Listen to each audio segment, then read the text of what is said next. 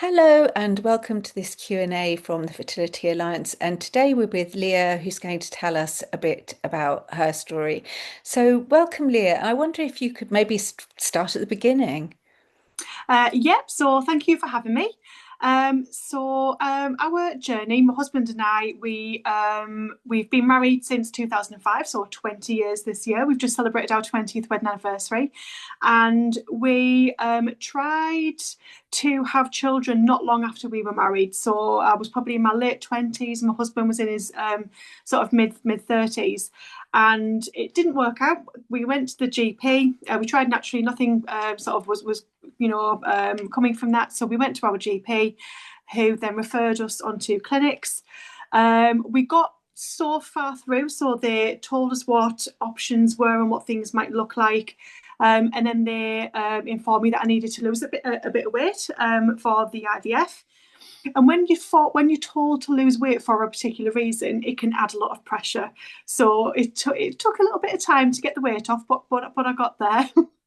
And then when we did go for our first real appointment with the IVF clinic, it was quite difficult. We didn't know what to expect. We weren't told what to expect. I didn't know anybody else who had been through it. I didn't think to research it at the time. I just thought it would be okay. But there was a lot that we had to think about. So, for example, my husband had cancer. He's had cancer twice in his life. Once when he was a baby, and then once when he was in his early 30s. And the cancer treatment had impacted on his sperm count, and so we were told then we had to look for a donor sperm. I then had blood tests, and I was told I had quite low ovarian reserve levels for my age, and so it looked like I would potentially go into early menopause in my 30s. And so we tried, we did what we needed to do. We tried the first round, and all seemed quite positive in the beginning, and then sadly we lost that first attempt. And then I needed to go for an operation because they were told I was told I had polyps and all that kind of thing. So I had an operation. The operation was successful, but they sadly forgot about me afterwards, and I didn't have any follow-ups for a little while, and I ended up getting some infections. And so that really impacted on me because I just wanted to get going with the fertility treatment. I just wanted to try again, and I just felt there was always these barriers. We we tried a second round, but it was quite adamant at that time that we were just very empty. People don't tell you what IVF takes out of you mentally as well as physically. So we were both very tired. We were both very empty emotionally, very numb. I don't know how we were functioning, and it was just a lot. And we sadly we miscarried our second IVF attempt, and we had a discussion about a third attempt, and we just felt we had nothing left in the tank. We literally couldn't do it. And at that point, I was very emotional. And there was a lot going on. I lost an auntie that I was close to suddenly. The company that I worked for, my dream job, that closed. That the company closed, and so I just felt like we'd lost a lot in a very short space of time. So I went to therapy, and had a fantastic counsellor who was brilliant, and she helped to sort of pull me back a little bit and to fill the gaps and understand what was going on. And me and my husband had joint therapy as well, and that was absolutely brilliant. I understood where he was coming from because men and women have very different ways of looking at things, and so that was brilliant. And then I tried CBT coaching after the therapy. So counselling was brilliant to help me understand things, but the CBT coaching helped me to actually put things in place and to find ways that worked for me. So in a nutshell, that's kind of our journey. And how hard was it for you to make that decision to stop, or by that point, was it actually not that difficult? At that point, it wasn't that difficult. It in my head at the very beginning, if we were offered three attempts, I was taking all three attempts. And regardless of what my husband said, what my family said, what my friend said, I was doing it. That was what was in my head. And I was very driven and very motivated. But until you actually go through it, and you have to then choose a sperm donor every single time, a different one, you have to go through those emotions. You then have to think, right, I need 3 times the amount of the injection because I'm in early menopause and that kind of thing. All of these things just mentally take its toll on you. So by the time we got to the end of the second round, just the thought of putting another injection into my body and my husband having to do the vials and having to then tell family and tell my colleagues, and it was just extremely draining. So I actually found it quite a relief in a way, but then that's when the acceptance hit me and I thought, I'm not going to be a mum. And that's when it goes, and that the acceptance was almost the hardest part of it. But the support I've had with coaching and therapy and friends and things, and my husband just helps to take you on that journey so that you can find yourself again. It takes its time, but you do get there. Did that kind of kick in slightly after the relief of having made the decision? I wonder if you could talk to us about that. Yeah, absolutely. So when we decided that we no more attempts, we literally can't do it. We were sat in the doctor's appointments in the hospital, and he said, and the consultant, he was the sixth consultant as well that I had to refer to, had to talk to, had to repeat our story to. I just thought, you know what, I'm not doing this again. You're the sixth person I'm talking to. And then he said, you'll need another operation because we found more polyps, more this, more that. And I just thought, no. And I felt more angry and frustrated by the whole process. When that kind of subsided, it was a sort of a couple of weeks to a month later, I was just thinking, and all of a sudden the realization of, oh, wow, I'm literally not going to be a mother. I'm not going to be able to carry my own children. It really does hit you, and you have to take a breath for a moment. And that's something that I feel quite proud of because I felt like I was quite numb throughout most of that process. So to then have that sudden realization was a bit like, whoa. But it also made me realize that I can feel, I am okay, I am feeling emotions, and it's okay. And how long do you think it took you to get through that process of acceptance? So the process of acceptance took a while, I won't lie. It did take a couple of years. Um, and the reason for that is because I think if you rush through it, you come to the end and you think, oh, I'm fine now.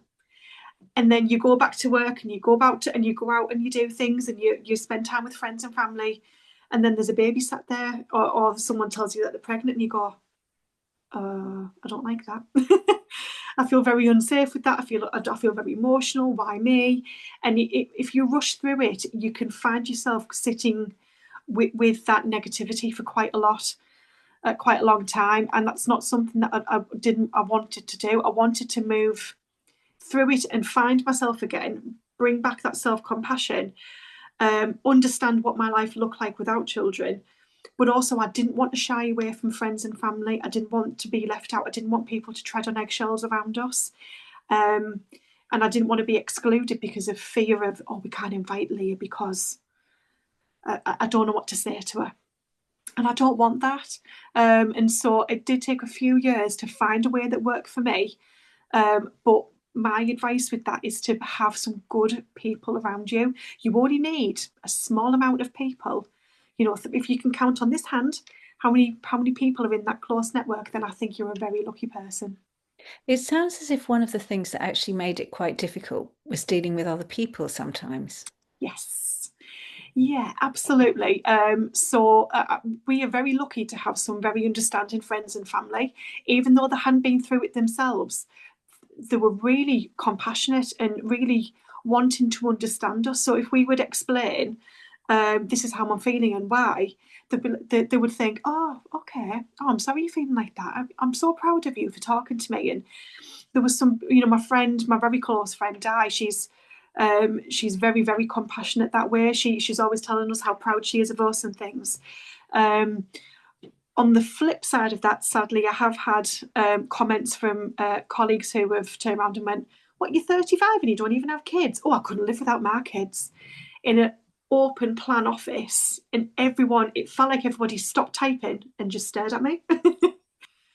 And so finding a way to navigate that, it was difficult, but it was also very empowering. Once you've come up with a way to educate and not shout and scream at people or hide away from people, then it is very empowering. You can educate people without having to tell them to, go away.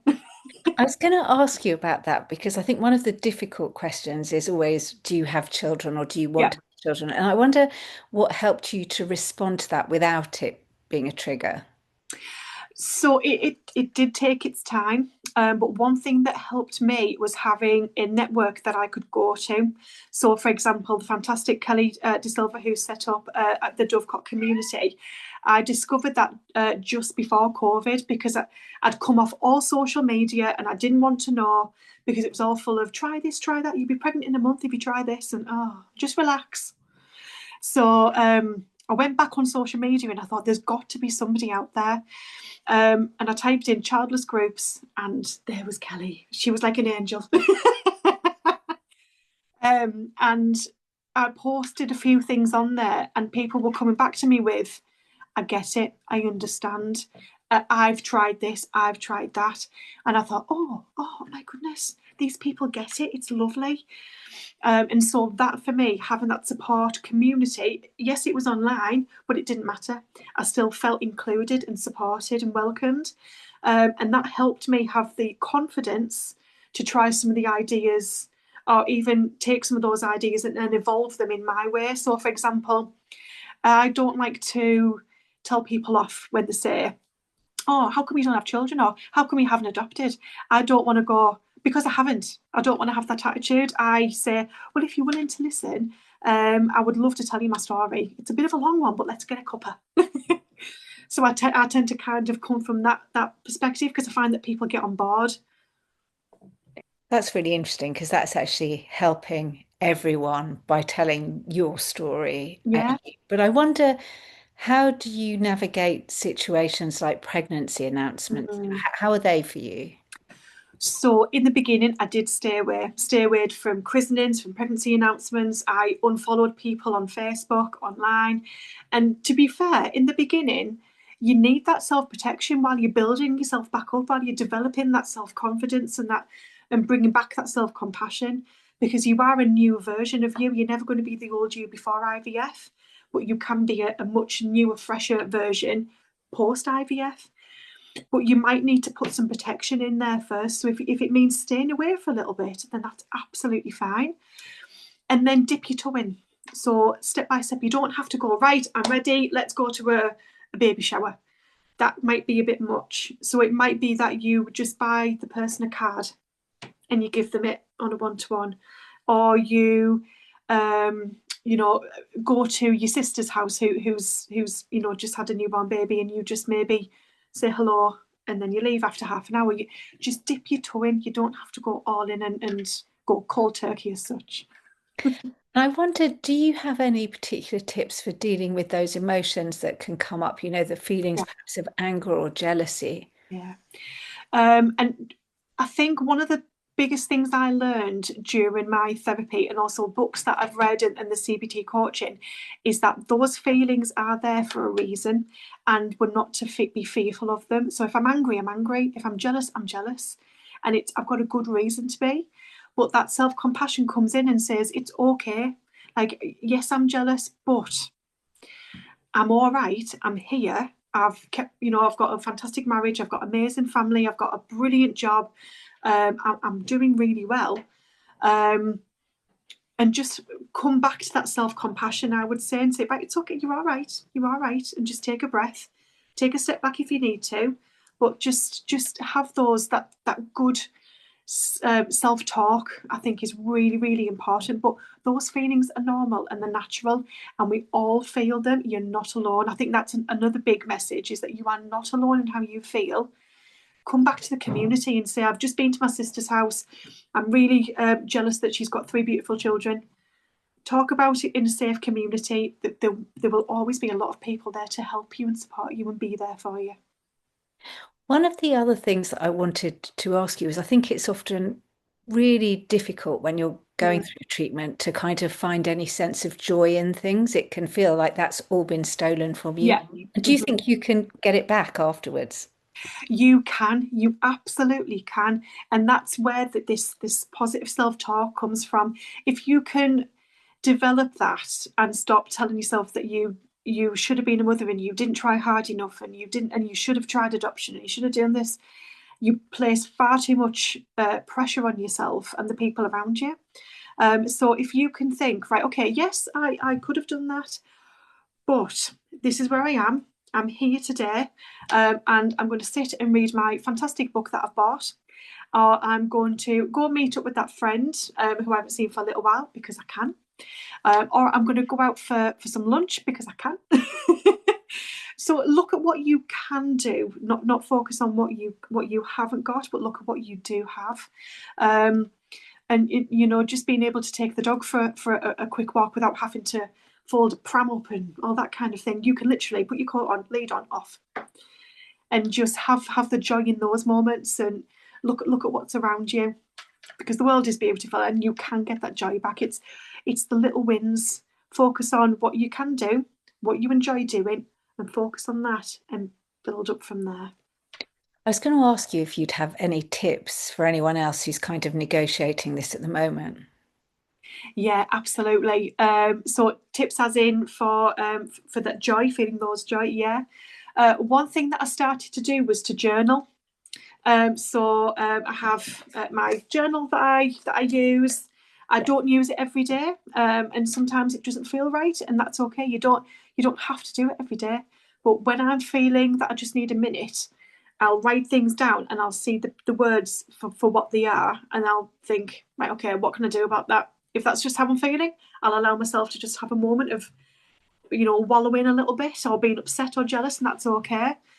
Um, and then I can say, right, okay, one thing that I can do for myself right now is I can go and have a lovely bath, or I can make myself a really lovely tea, or in fact, I can just order it, or do both. So or just text a little friend and share a little joke. It's the smallest things that we can start to see the joy in, um, and that will build up as we go. But writing things down, talking it through, and accepting the emotions for what they are. Don't beat yourself up, um, and that will help to sort of bring you up a little bit. It's step by step. And do you think having that kind of professional counselling or coaching can actually make a real difference and is quite an important part of all of this? Absolutely, absolutely. I think I always felt I was okay with my emotions and I could handle them, and I could manage whatever came my way.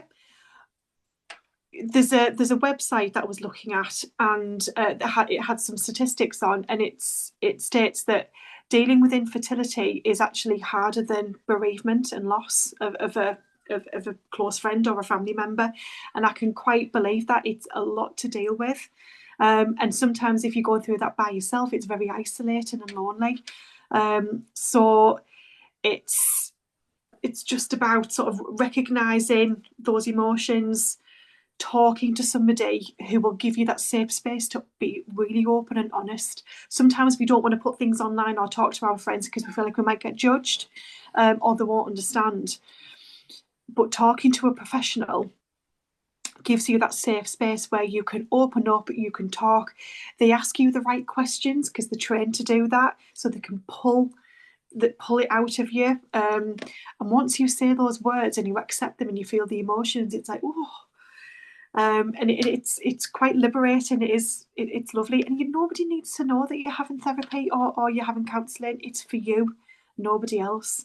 This is your journey. You do what is good for you. For me to have the CBT coaching, so the cognitive behavioural therapy coaching afterwards, just helped me put things in action. So the therapy was brilliant. The coaching helped me to understand my thoughts and feelings and to put them into action. So if I was feeling happy. So because it's not linear, you're not always going to feel miserable. You will have days where you're feeling great and then you'll feel sad again. It's very much like this. The cognitive behavioral therapy helped me to see that roller coaster and to plan ahead. So if I was going to have a down day, I've got something in my toolkit, such as my journaling or going for a lovely walk or something, or having a nice part of a chocolate helps me to feel okay.